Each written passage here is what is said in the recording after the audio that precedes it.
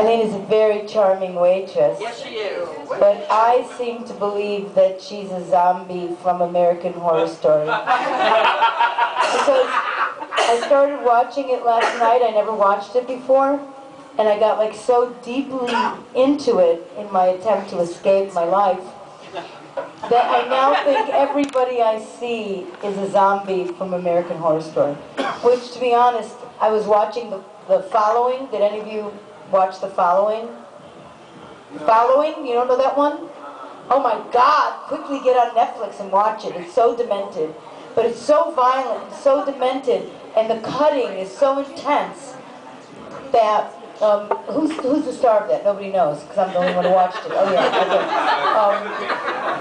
I can't remember his name. Anyways, Kevin Bacon, yeah. I got so involved in it that when there was the bombing in Boston, I thought it was an episode. Oh God. No, I'm serious. This is what can happen to you. You can get, this is the danger of television, is that you can get so sucked in.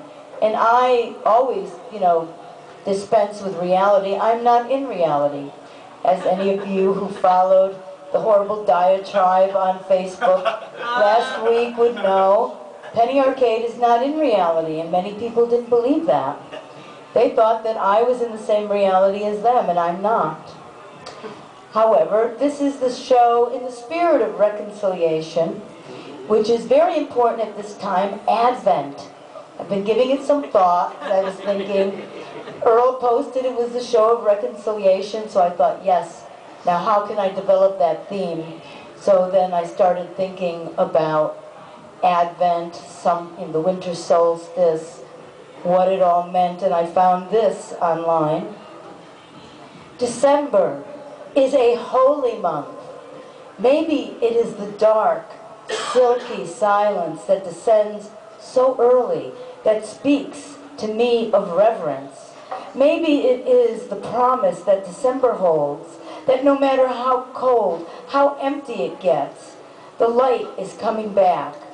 Something always shifts in me when December arrives. I embrace the darkness and am eager for the coming solstice, when the world is still and holds its breath to be reborn again. Of course, I had Alvina write this for me because I'm so unfocused I couldn't even copy a paragraph off the internet. But I forgot to ask Alvina to write who wrote it.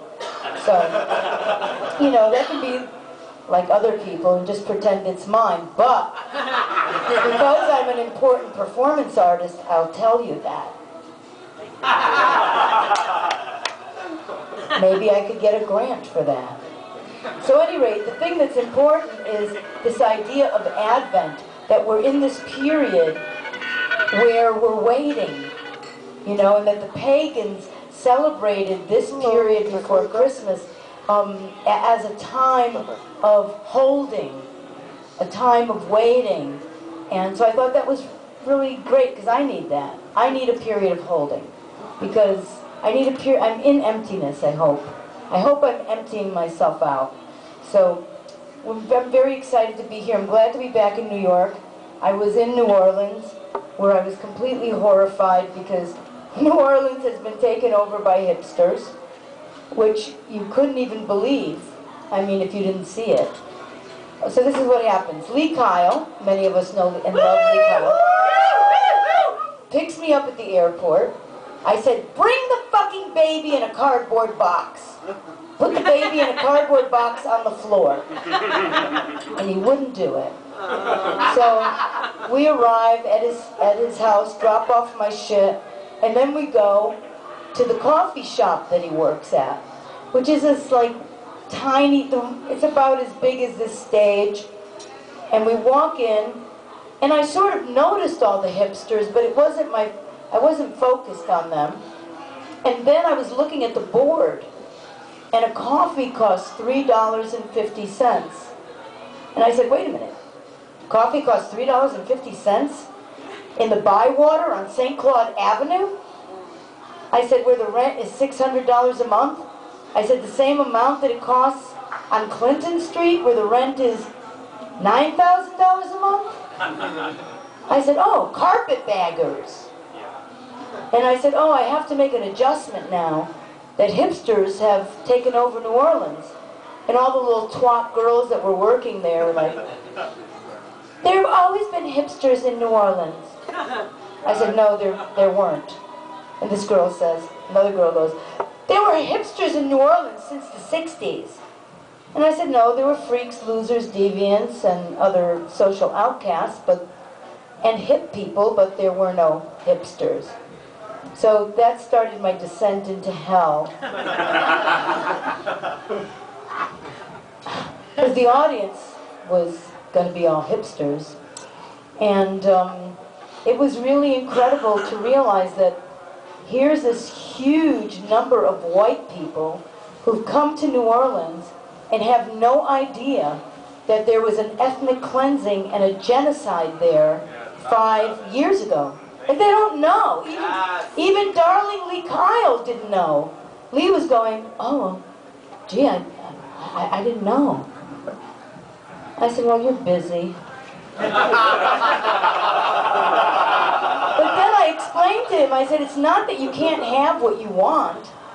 I said, but you need to be aware. I said, you can't allow your ignorance to be a tool, to be used as a weapon and a tool against the black people of this city. Like, yeah, you have all this opportunity here because 100,000 fucking people couldn't come back. Talk about it. Thank you. You know, I mean, I was so deep in that, so that when the certain academic died, I just wasn't thinking about it, you know, and got into a lot of trouble. But I learned a lot from that experience, as we learn from pain.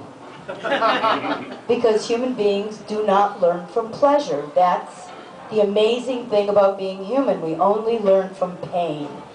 And I realized just a bunch of things, you know, like, first of all, that people assume that I'm in a community that I'm not in, you know. I'm not in an extended queer academic performance community. I'm not. I know some people in it, but I hate that shit. I'm a radical queer from the 60s. Yay! We like drugs, Yay! sex, Yay! performance, and I realized last night, I went to the, I'm so sorry that I didn't have the wherewithal to publicize this, because it didn't occur to me just how great it would be, and I only heard about it at the last minute. The East Village Eye, which was an 80s into the 90s East Village rag, is now going online. They're putting all their old issues online. And they had a benefit last night at Tammany Hall, and Joey Arias performed, Brenda Bergman performed, and some of the poets performed, like Bob Holman and Rene Ricard, the great, great Rene Ricard, who none of you know who he is. Yes. Oh well. One of us. You know, but he's like the major faggot of the universe and one of the greatest poets of all time. Let me put it this way. He was writing for Art Forum while living on the F train with a huge crack habit. Okay? See if you can fucking try to wrap your head around that.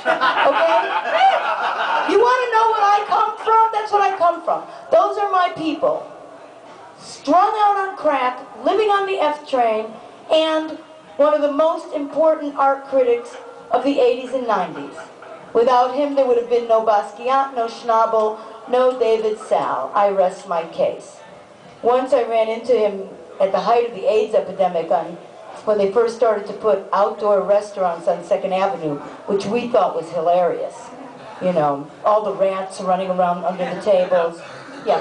Anytime you go to a restaurant in East Village that has outdoor seating, there are rats under your table, okay? Because it's a rat utopia. Because it's what is it called? Marshlands. Marshlands. It's the Lower East Side here, where we are now. That's why when during Sandy, the water came to where the river used to be, right just below Avenue B. The river wasn't where it is now. Anyways, I ran into Rene Ricard on on 2nd Avenue. He was sitting at an outdoor table with somebody. And I went, Rene, you look so great.